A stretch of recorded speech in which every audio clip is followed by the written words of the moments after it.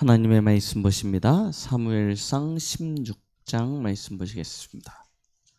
사무엘상 16장 13절 구약성경 434페이지입니다. 사무엘상 16장 13절입니다.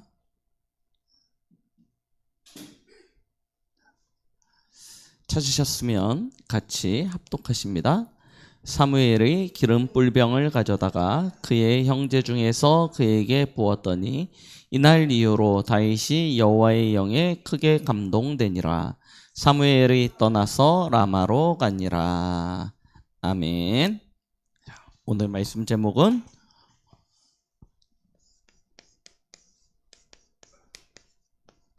중심을 보시는 하나님입니다. 사무엘상 16장 13절 말씀을 본문으로 해서 함께 말씀을 나누겠습니다. 기도해 주시는 가운데 이번에 필리핀을 이렇게 잘 다녀왔습니다. 코로나 팬데믹 이후에 그 여파가 아직도 선교 현장은 계속되고 있습니다.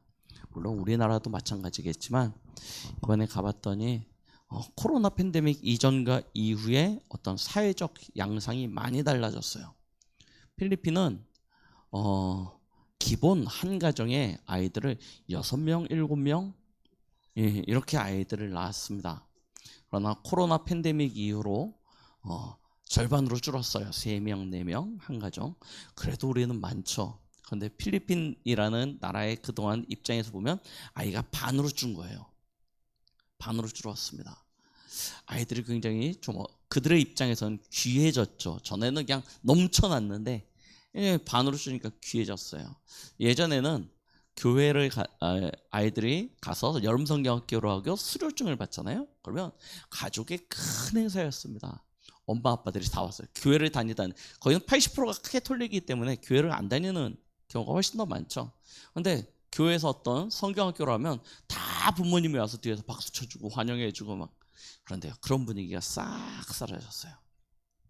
자, 코로나 팬데믹이 야외의 어떤 그런 사역들, 현장 사역들을 못하게 되다 보니까 완전 현장 사역이 올스톱되어져 있는 상황 속에서 팬데믹이 회복되어졌음에도 불구하고 아직도 현장 사역이 회복되어지지 않고 아이들 복음으로 아이들을 말씀 운동하는 사역들도 많이 단절되어지고요. 더구나 선교사님들이 코로나 팬데믹 기간에 자기네 교회 중심으로 이렇게 막 사역을 하다 보니까 연합 사역조차도 어려워진 상황. 자, 그러니까요.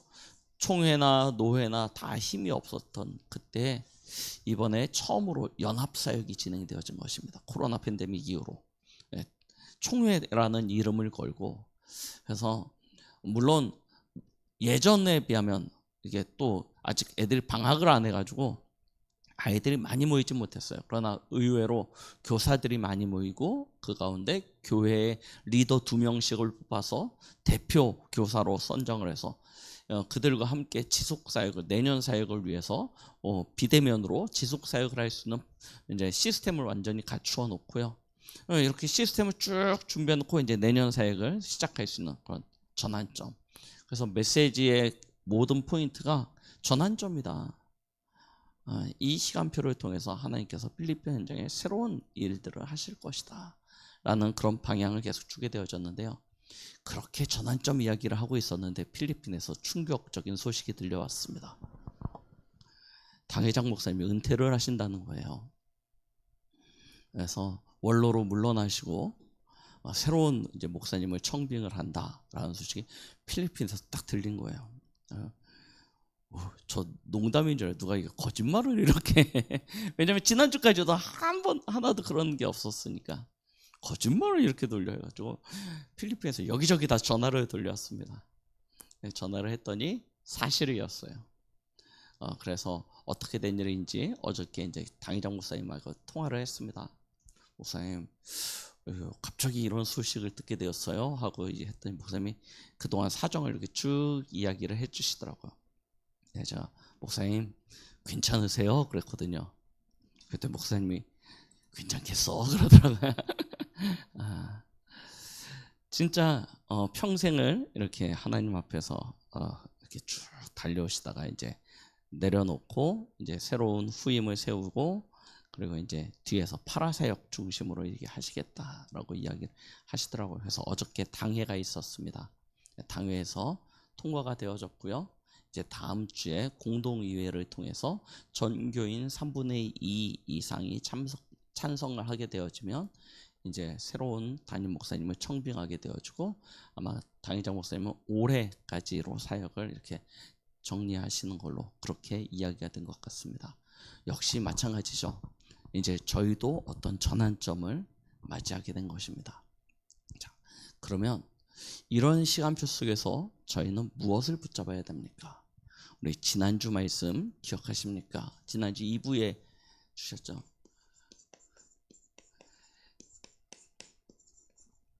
믿음의 주여. 맞죠? 우리를 온전케 하시느니 그 예수를 바라보자 했습니다. 이게 전부입니다. 많은 세상에 소문이 있고 교회 안에서도 많은 이야기들이 있지만 우리는 어디로 가냐면 믿음의 주여 온전케 하시는 이인 예수만 바라보는 것입니다. 그렇죠? 이게 우리의 모든 본질이에요. 하나님은 우리를 이 복음 안에서 택하시고 복음 때문에 남겨진 이 시대에 7천 제자로 부르셨습니다. 우리를 통하여 아직도 이 복음이 증거되어지지 않은 저 99% 이방 현장 하나님께서는 살리겠다 하시는 것입니다. 그래서 저희는 뭐 하냐면 내가 있는 그 현장에 진짜 이 복음 운동, 말씀 운동 할 수 있는 도단성 운동 회복하는 것이죠. 우리의 삶의 이유고 방향이고 목적입니다.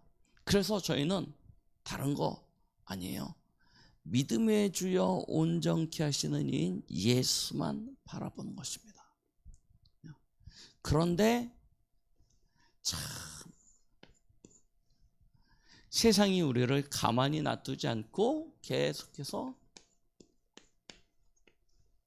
속이죠. 뭐하지 못하도록요. 예수만 바라보지 못하도록요. 이걸 가지고 계속 속이는 거예요. 뭘로 속입니까? 눈에 보이는 것 가지고요. 눈에 보이는 것 가지고요. 보시니까요. 사무엘상 9장에 보면 사무엘이 사울을 처음 만나는 장면입니다. 거기에 뭐라고 기록되어져 있냐면 이스라엘 자손 중에 이보다 더 준수한 자가 없고, 맞죠? 키는 모든 백성보다 어깨 위만큼 더 컸더라라고 기록하고 있습니다. 사무엘이 사울을 봤을 때, 야, 잘생겼다 이렇게 된 거예요. 쉽게 얘기하면.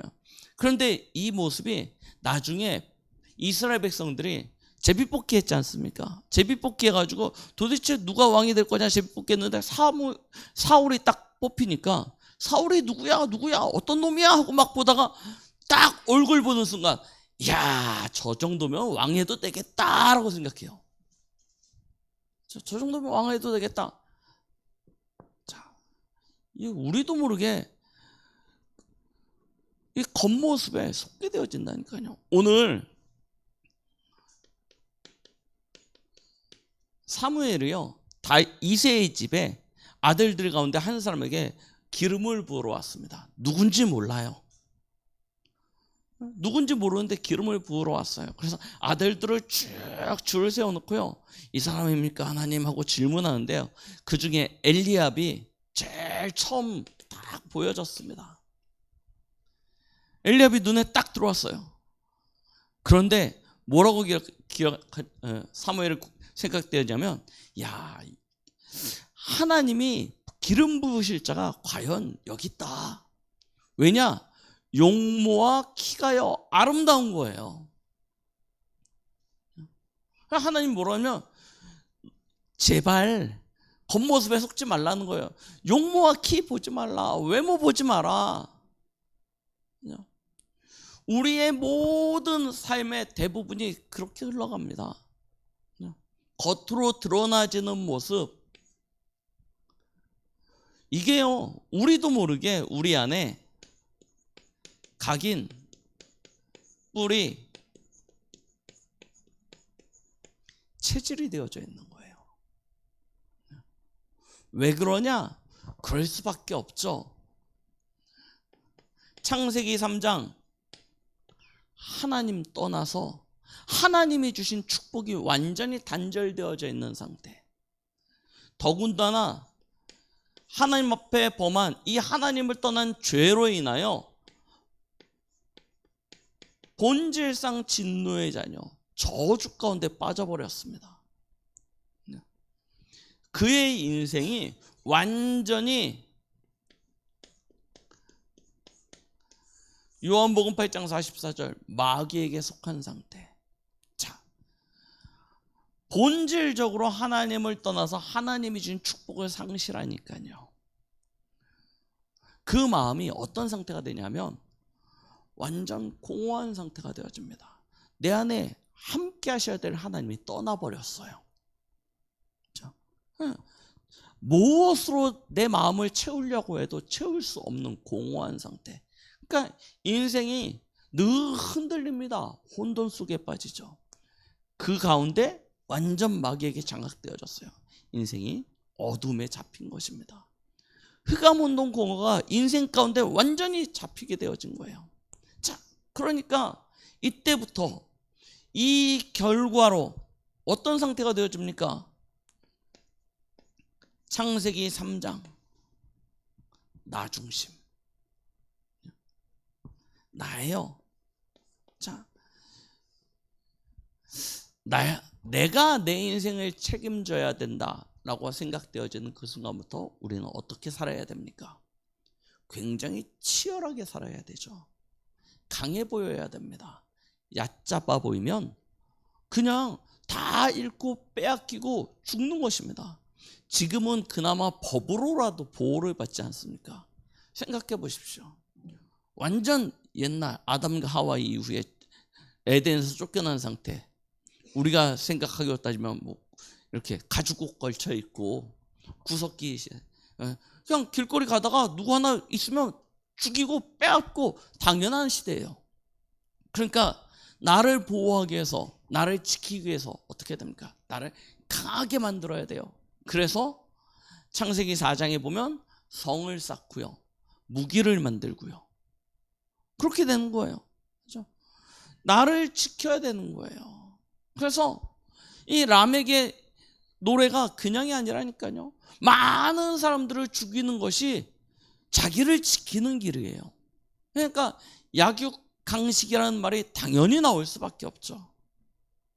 강한 자는 잡아먹는 거고요, 약한 자는 잡아먹히는 거예요. 그러니요, 사람들은 겉으로 드러나는 모습을 가지고 판단할 수밖에 없는 것입니다. 그의 외형적인 것을 가지고 판단할 수밖에 없는 거예요.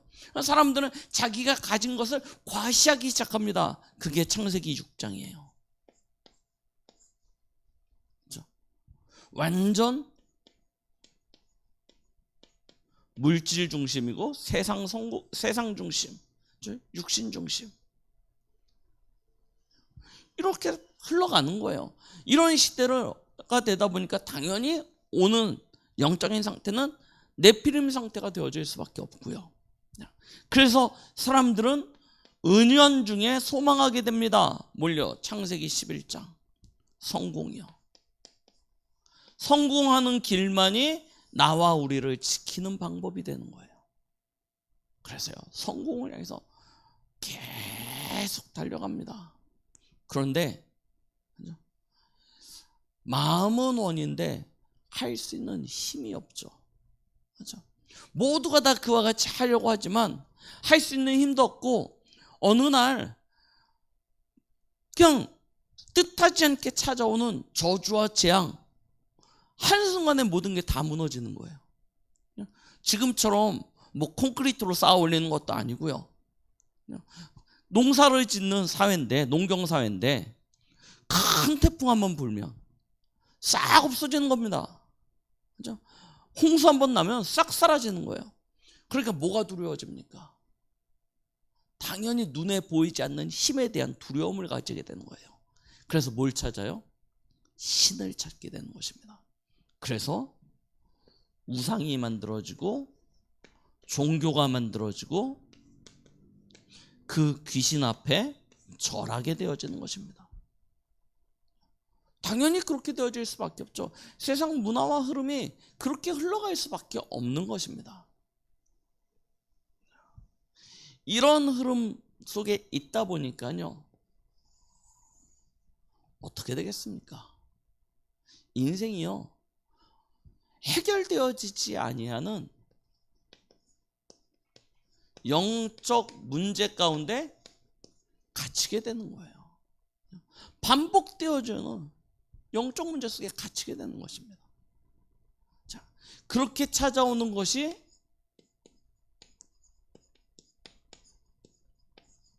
불신자 6가지 상태예요.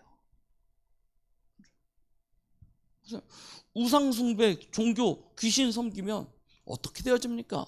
완전 마귀 종로로 타면서요, 마귀 심부름하는 인생. 그런데 그런 인생은 출애굽기 20장 4절 5절 아비로부터 아들의 이르기까지 3, 4대 저주와 재앙입니다. 그러니까 인생은 끊임없이 수고하고 무거운 짐을 짊어지고 가는 거예요.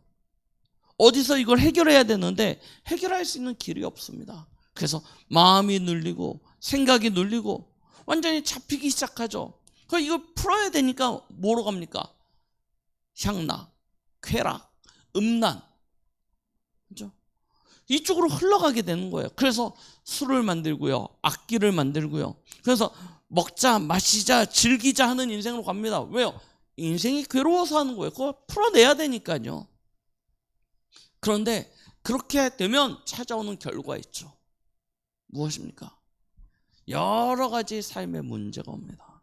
여러분, 진짜 하나님이 주신 은혜 아래, 복음 아래 하나님과 함께하는 삶을 살면요, 진짜 우리가요, 뭐 정상이다, 요즘 뭐 정상이 뭐냐라고 이야기하지만 실제로요, 하나님이 창조하신 창조 법칙 아래서 평안하고 안식을 누리며 행복한 삶을 살게 되어집니다. 그런데 세상 따라가고 향락과 쾌락 쫓아가기 시작하면 어떻게 되어집니까? 당연히 문제 올 수 없죠. 문제가 올 수밖에 없어요. 가정적인 부모와 자녀와의 갈등, 여러 가지 사회적인 문제들 발생할 수밖에 없습니다. 요즘 한문철 TV 보시죠. 한문철 TV 보면 어떻습니까? 교통사고 나는 것 중에 제일 황당한 이유가 뭐예요? 술이에요. 그죠? 그런데 안 끊어져요. 안 끊어질 수밖에 없겠죠. 며칠 전에 할로윈데이여가지고 하고 있는데 거기서 미국에 총격사고 일어났습니다. 게임, 약물, 뭐 이런 알코올, 여러 가지 우리의 마음과 생각을 분열시키고 흐트러뜨리고 이상한 길로 빠지게 하는 많은 것들이 우리의 인생을 망가뜨리고 무너뜨리고 있습니다. 어떡하겠습니까? 인생이요, 복잡하고 어려워지는 거예요. 힘들어집니다. 그래서 사는 게 지옥 같다고 이야기해요. 그런데 진짜 지옥은 어디 있습니까? 우리가 살 때가 아니야. 살 때 힘든 것도 힘들지만 진짜 지옥은 죽고 나서 있어요. 그 지옥은 영원한 것입니다. 사람은 영적인 존재이기 때문에 육은 흙으로 돌아가지만 영은요, 지옥 가운데서 영원한 형벌을 받게 되는 거예요. 그래서 내 인생의 짐이, 이 죄의 결과가 나의 인생을, 나의 평생을 그 지옥 가운데 가는 거, 그거는 당연하다 볼 수 있는데요, 더 안타까운 건 나의 그와 같은 삶의 모습이 남겨주고 전달되어져요. 누구에게요? 우리 자녀와 후대들에게 대물림 되는 것입니다. 그래서 가문의 영적인 흐름으로 가버려요. 가문의 흐름은 저주가 되어져 버려요. 어떡하겠습니까? 그래서 반복되어진다니까요. 아버지의 문제가 아들의 문제로, 손주의 문제로 계속 때문에 성경 그대로죠. 아비로부터 아들에게까지 3, 4대 하나님의 저주가 임하게 되어지는. 보세요. 그래서 저와 여러분들은 하나님을 바르게 믿어야 된다니까요. 근데 어떻게 믿으면 잘 믿는 거냐? 하나님은 중심을 보십니다. 우리의 중심이 하나님과 딱 맞으면 되는 거죠. 그러면 하나님과 나와 맞는 방법, 그것이 무엇입니까? 결국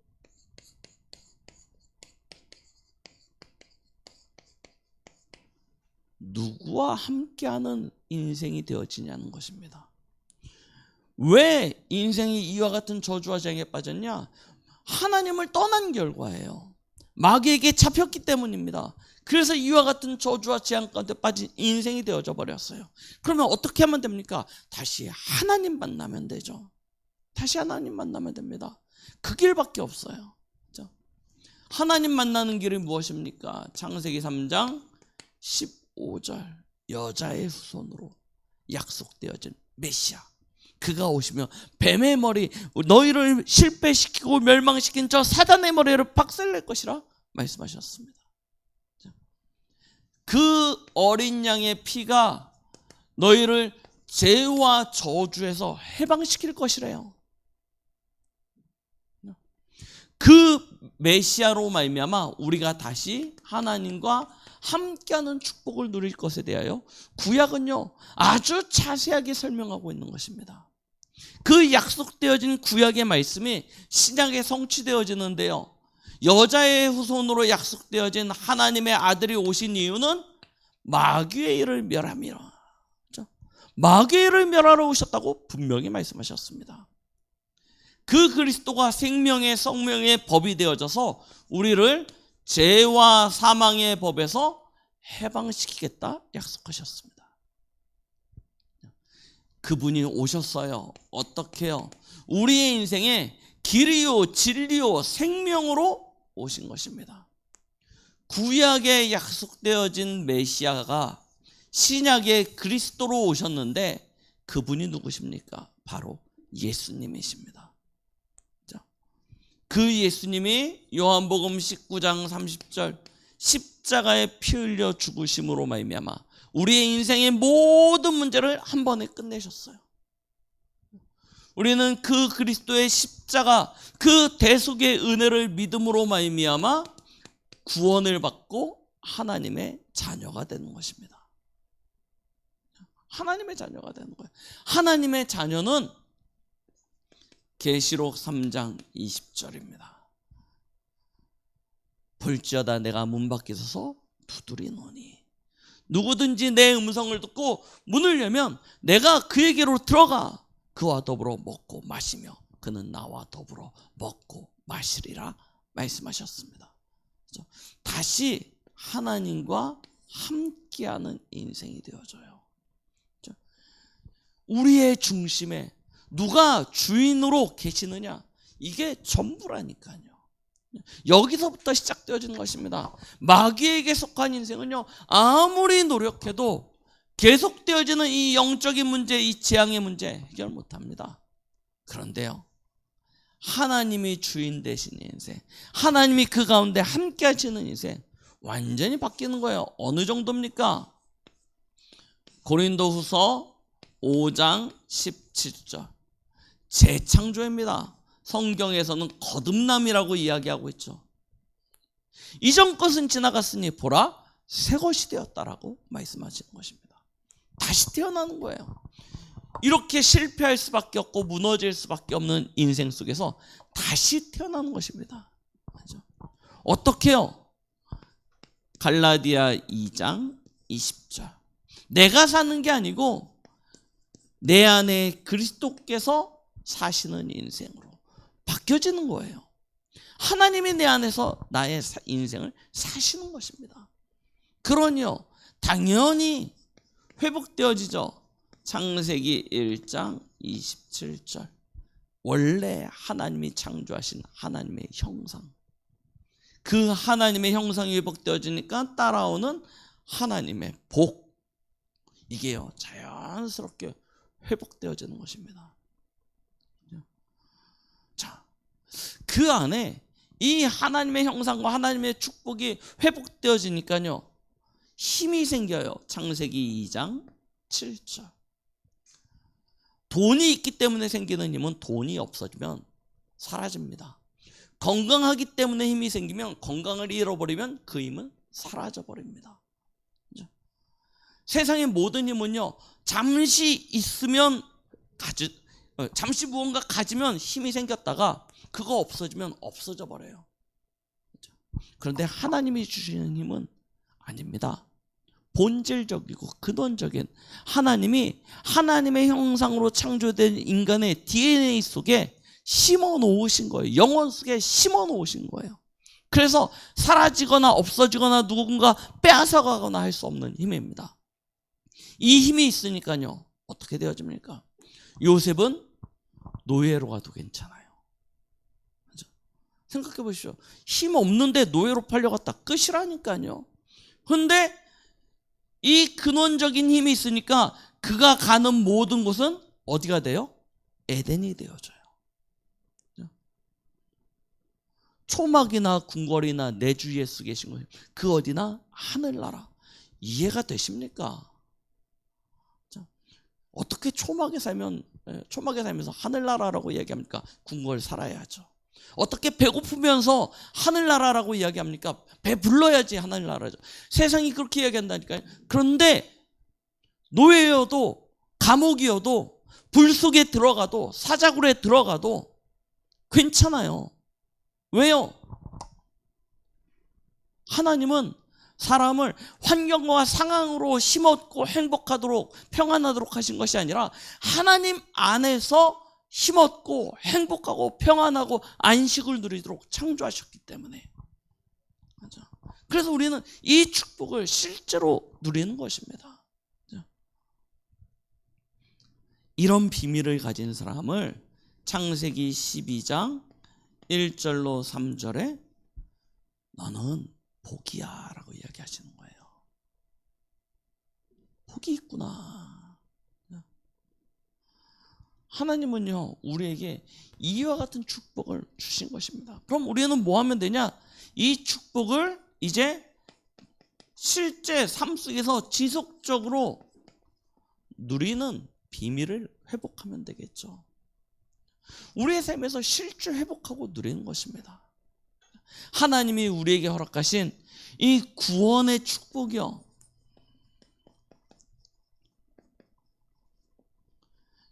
이걸요 여러분들 실제로 누리시기 바랍니다.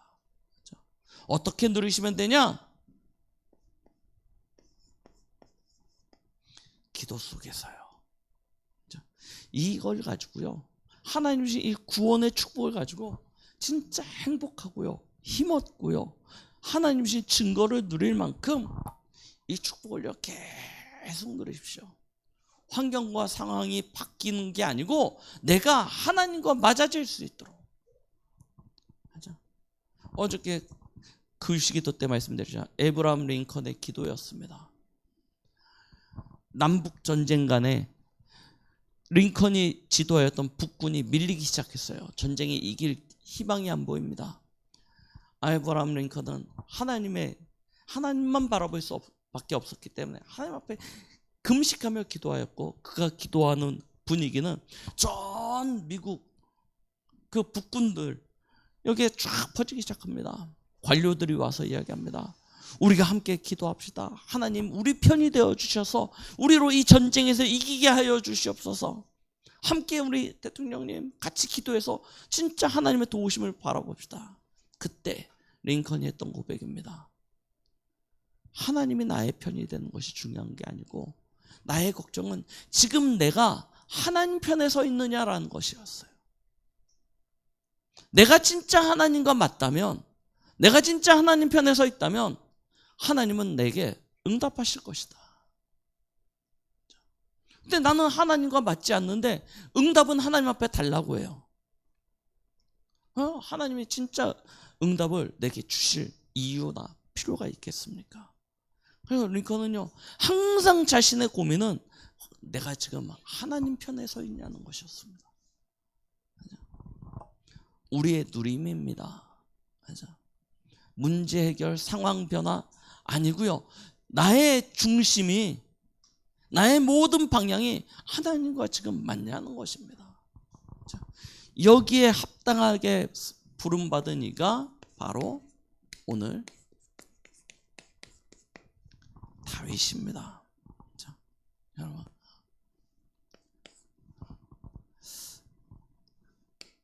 참 두려운 이야기인데요, 하나님은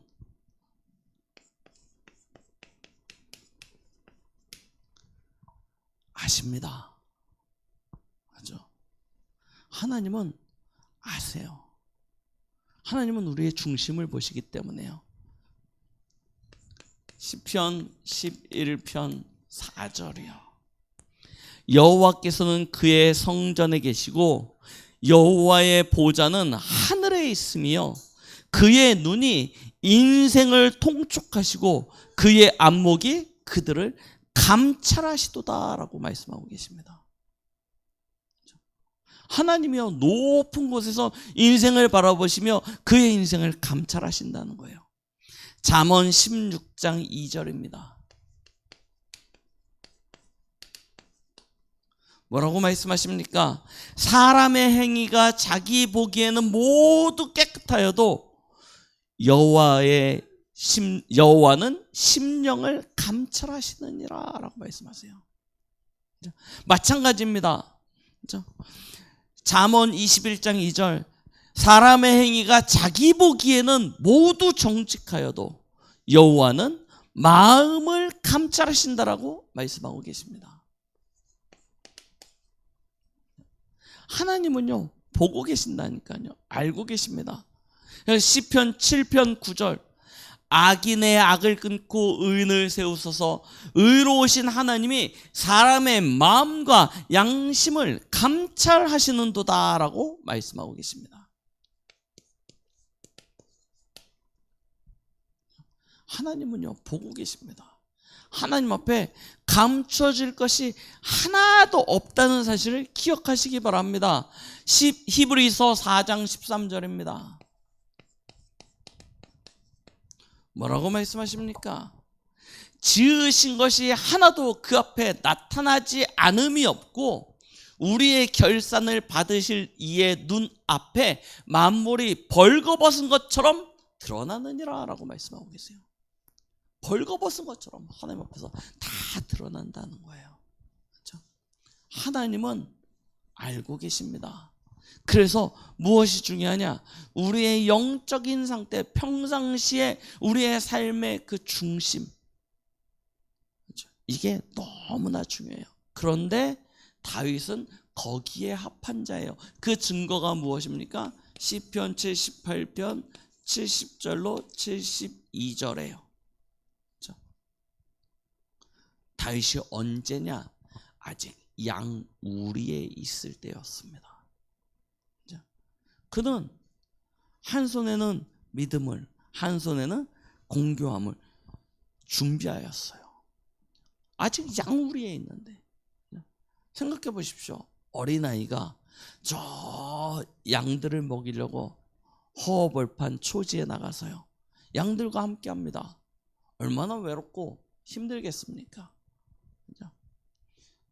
그런 자리에서 낙심치 않고 좌절치 않고요, 진짜 하나님 바라보면서 준비되어진 거예요.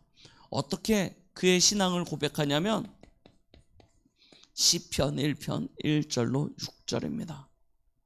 그는요, 그 양우리에 있을 때부터 뭘 했냐면 자기 자신이 악한 일에 빠지지 않도록, 죄인의 길에 서지 않도록, 오만한 자의 자리에 서지 않도록요, 늘 경각심을 가지면서요, 여호와의 말씀을 즐거워하고 그의 말씀을 주야로 묵상하였다고 이야기해요. 어떻게 묵상하였냐? 그냥 보고 기도하는 게 아니었습니다. 종일 작은 소리로 하나님 앞에서 그의 말씀을 읊조렸다라고 이야기하고 있습니다. 종일 작은 소리로 하나님의 말씀을 읊조렸어요. 왜냐? 알았습니다.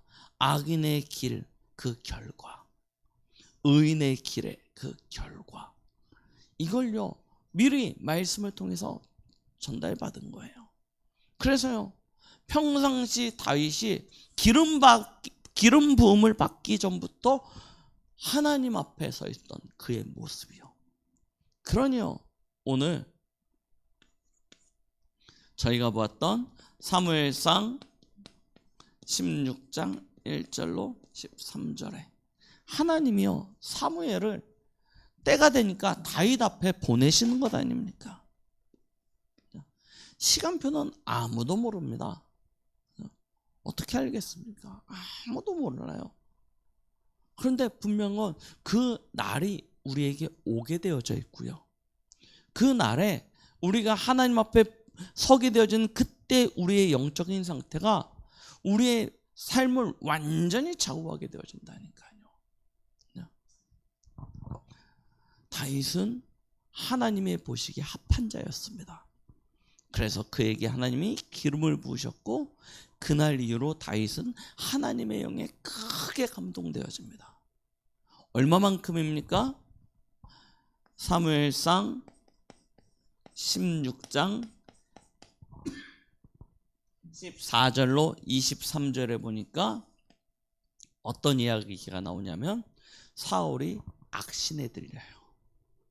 하나님이 그를 떠나고 그러면서 사울은 악신에 들립니다. 그가 번민에 빠지고 그의 인생이 너무나 괴로워지는 거예요.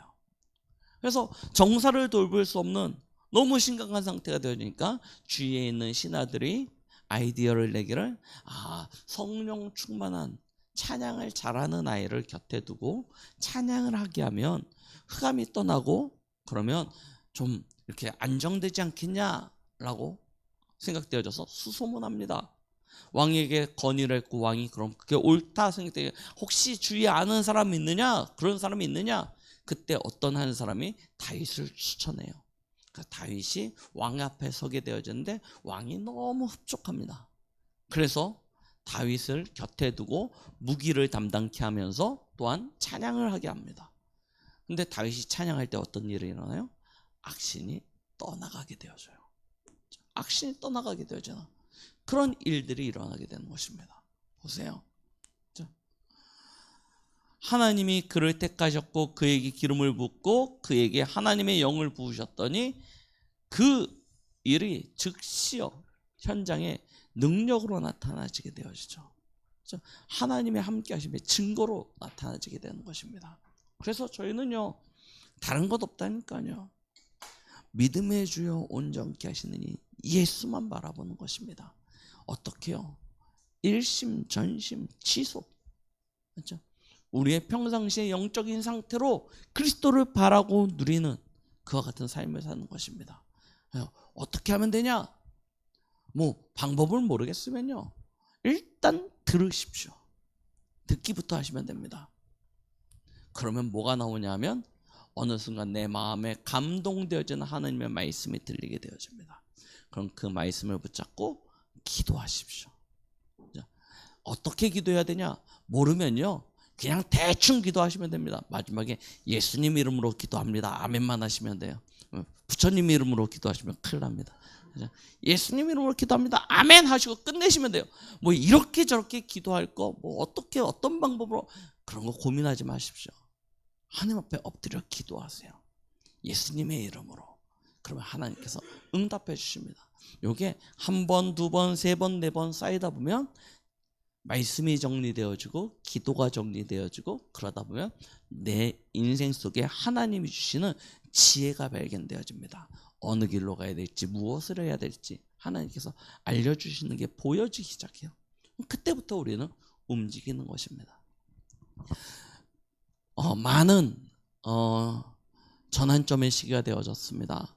결실의 시기이기도 하고요. 11월 달에 우리 추수감사절도 있고 우리 당장 다음 주에 성찬예식, 그 다음 추수감사절, 그리고 12월 마무리하면서 연말 또 저거 해야 되고요. 또 당의장 목사님 또 이번에 원로로 물러나시게 되면 또 새로운 목사님이 또 오시게 되어지고 여러 가지 변동이 있게 되어질 것입니다. 그럼 막 변화되어지는 시류 속에서 우리의 중심입니다. 오직 여호와께로 향할 수 있는 그런 은혜가 있길 예수 그리스도 이름으로 축복드리겠습니다. 기도하십니다. 하나님 아버지 감사드립니다. 오늘도 우리에게 귀한 은혜의 말씀 주심을 감사드립니다. 받은 말씀이 우리의 마음과 생각과 영혼 속에 각인되어져 우리의 삶의 모든 중심이 여호와께로 향하게 하여 주시옵소서. 예수 그리스도 이름으로 기도드렸습니다. 아멘.